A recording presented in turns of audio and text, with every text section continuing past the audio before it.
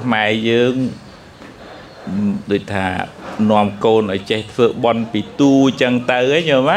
ហើយកូនគេកើតមកគេមាននិស្ស័យពីកំណើតគេផ្សេងគ្នាកូនខ្លះមានបន់កើតមកក្នុងពោះម៉ែរស៊ីធូបដោយគេស្រឡាញ់គេចូលចិត្តមកមួយទៀតខ្វះបន់ណាកើតមកធ្វើឲ្យគេពិបាកហ្មងមានរឿងមួយអាហ្នឹងយើងថាបន្ទោសក្មេងអីមិនប៉ុន្តែហ្នឹងរឿងកម្មក្មេងហ្នឹងវាធ្លាប់មានបាបកម្មពីអតីតជាតិមកធ្លាប់ចំណែនគេឲ្យបំផ្លាញរបស់ទ្រព្យរបស់គេរឿងហ្នឹងលោកធ្លាប់បួសអញ្ចឹងហើយដល់ពេលមានមួយអង្គទៀតមក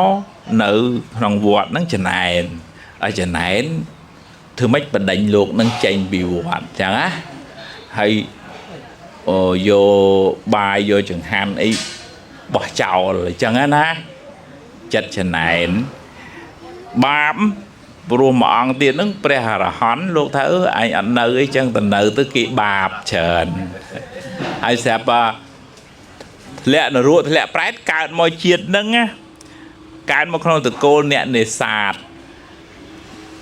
មុនកើត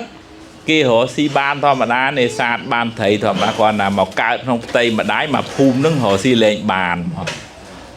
បងស្អីគុំបានស្អីគុំបានទៅសួរគ្រូទាយ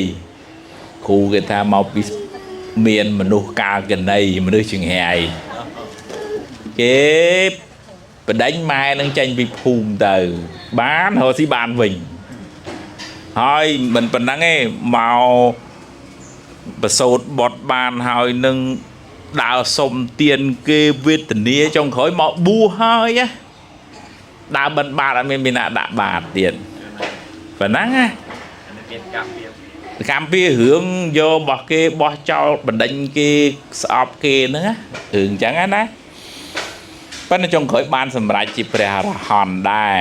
អាត្មាចង់និយាយត្រឡប់មកវិញថាមនុស្សនឹងមានសម្ពាយបន់ផ្សេងគ្នាអញ្ចឹងណាញោមណាអញ្ចឹងបានព្រះអង្គមិនឲ្យយើងខ្លាចបន់ទេហើយឲ្យចេះធ្វើបន់ពីក្មេងទៅណាញោមណាបានបន់នឹងជួយអនុមោទនា